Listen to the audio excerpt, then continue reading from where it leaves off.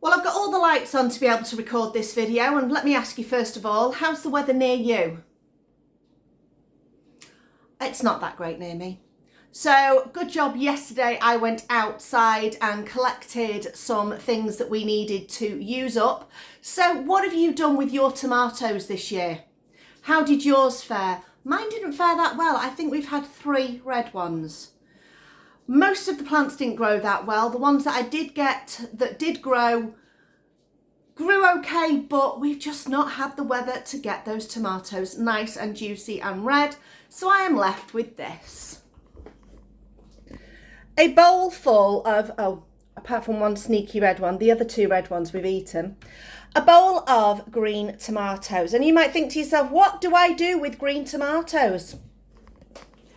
Well, I've seen people do fried green tomatoes. You can do green tomato chutney. There's all sorts of things you can do with green tomatoes. I tried this last year and it was really successful. Green tomato curry sauce, made in the slow cooker, and really, really easy ingredients. You need your green tomatoes, you need some onion, and you need some spices. And that's pretty much it. I'll show you how I make it. First of all, I'm going to move my spoon out of the way. This is where I had a cup of tea this morning. And all I'm going to do is I'm going to dice up these onions, and then I'm going to chop these tomatoes so that every single tomato has been cut open. Even the small ones, I want them to cut open so they cook down quite well, because these are solid tomatoes, so they're going to take quite a while to cook down. The reason why I'm doing them in the slow cooker is because I have so many other things I want to do today, including this. Are you ready for how many apples I've had to pick?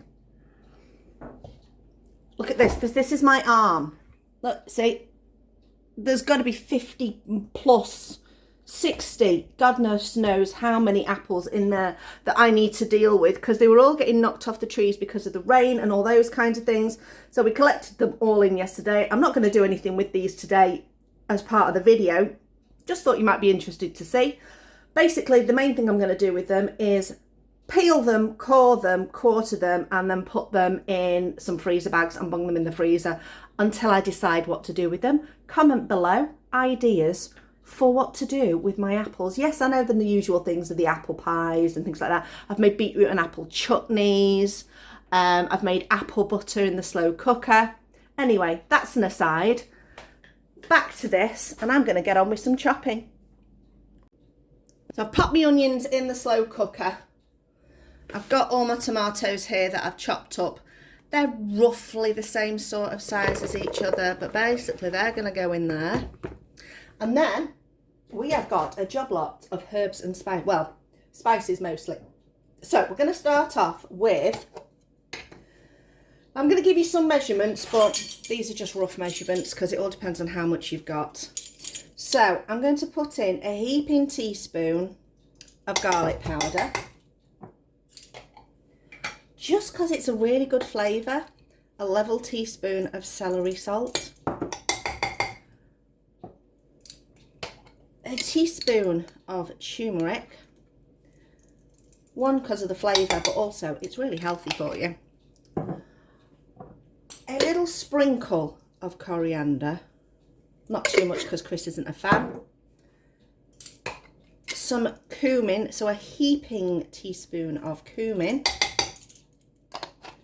And then we've got some garam masala. So we're going to go in with a good, massively heaping teaspoon. Oh, that smells amazing. Of garam masala.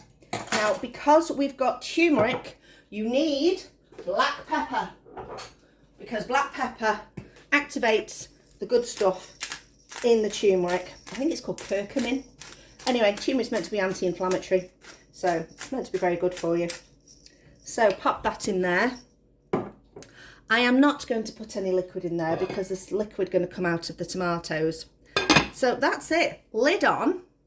Pop all my herbs and spices away, and I can ignore this for a good few hours. Keep, obviously, a slight eye on it just to see if it does need any liquid, but in theory it shouldn't. When I made it last year, it did not need any liquid. because the liquid will come out of the tomatoes over time. I've got it on high at the moment just to get it going. So, next job, all those apples. Well, that took me a while of peeling and chopping, but we have got 3 very full bags of apples. Didn't peel one of them because I figure I could do something with that. Also found a little friend while we were in there, a little snail, so I'm going to find a little home for him outside somewhere, although I'm going to try and shelter him from the rain. In the meantime, oh, steamy. This is starting to cook down. I'm just going to give it a bit of a mix. Smells really good. There we go, all mixed up. Keep going on that. That's going to, like I say, take a good few hours. If you wanted to do it in a pan, you could. But like I say, I'm being lazy today, and this means I can just leave it to do its thing. Oh, look, he's come out to say hello. Hello, little snail. So our curry, has bubbled away for ages. It's been about a good 6 hours. It's nice and soft. You can see there is liquid bubbling around. And all I'm going to do now is go at it with the stick blender and literally just blend it all up. This is going to create quite a thick sauce, which is good because what you will be able to do later on is water it down as you need it. You could possibly add some coconut cream to it or coconut milk to it, but I'm going to stand here and blend it. And then I've just had a delivery of some new jars to do some canning with, because that's what I'm aiming on doing with this, is canning all this curry sauce. So we'll get on with blending it and then we'll decant it into our jars. So out of that sauce, I've managed to get 3 jars pretty much filled. You don't go too high when you fill things because you need some space in them. The jars I'm using are a ring and a lid. The lids can be used a few times. The rings can be used until they are damaged anyway or bumped. Like I say, the lids you use a few times. You just got to look for any damage around that orangey brown ring. I'm going to put a link in the description box for the group I use to help me with any of my canning issues, which is a Facebook group, Global Canning. They are amazing, so supportive and so helpful, and we do mostly water bath canning. There is pressure canning as well, but water bath canning is what we focus on. So I've got my jars ready. I've got another kettle boiling in the background if you can hear it. I've got my big canning stock pot. This pot I got from Bolton Market for about £15. It's just basically a really tall stock pot, because the height is the thing that you're going to need, because you're going to need to make sure that your jars are covered by at least an inch. There is one called Open Kettle where you can do it lower and different things, but that's the one I particularly do.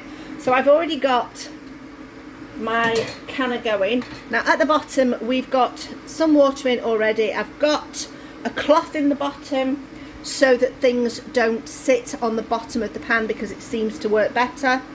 And I have one of these special holders for picking up your jars so you can take them in and out when the water is hot. So I'm going to put these in.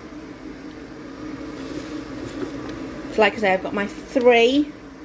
Now normally I would try and fill this with about 6 to 8 jars depending on what I'm doing, but because of the high acid of green tomatoes, they're not going to take that long to do, about 30 minutes at the most, because things that are high acidic don't need as long to can for. Sometimes I can be canning something for 3 hours depending on what the contents are. So I'm going to keep filling this up until we are about there.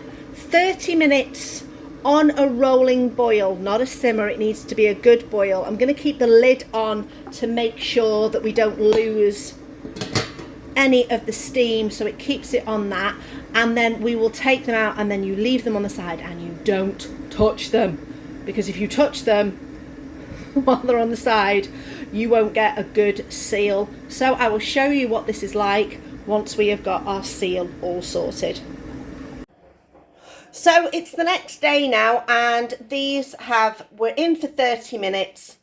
Turned it off the boil, left them for about 15 minutes just to settle. Took them out using my handy dandy grabber and left them on the side to finish cooling down. They're completely cool now. The other thing I did, so I didn't have to use as much hot water, was I filled up some containers with water and popped them in just to lift the level. Now, if you haven't got these kind of containers, I suggest you use like some kind of bolognese container, one that has a clicky lid. So this doesn't click now because it has sealed with the water in there. So that way I would have to pop open. And these ones, you can tell, are sealed because, there we go, full seal on those. So I will just label those up. These will be shelf stable now. I'll probably use them within the next year at the most. So I always put a date on them so I know how old they are. So I hope you enjoyed this video finding out what I did with those green tomatoes and the canning process that I used to keep them stable for the next up to a year. If you want to learn more about canning, don't ask me. I get all my advice from a canning group on Facebook, which I have mentioned and I will put in the description box. They are a lovely, wonderful, wonderful group, and they mostly focus on water bath canning, which is the one that is the most simple and cheapest to be able to do. There is pressure canning, but you have to buy a pressure canner, which costs a lot more money. But you know, it's not something that I'm that interested in purchasing. I don't can meats, so for me it's not as much of a big deal to have a pressure canner. I know some people who do, but there we go. That's my little process of just making things last that little bit longer. Obviously, if you are not up for water bath canning, just freeze it. It'll work perfectly well. Thanks for watching. Please do the liking and subscribing. We've had a load of new subscribers recently, and I'm very, very grateful to you all for joining us on our journey to being more frugal and wasting less food. And take a look at some use it up videos over here, and I'll see you next time.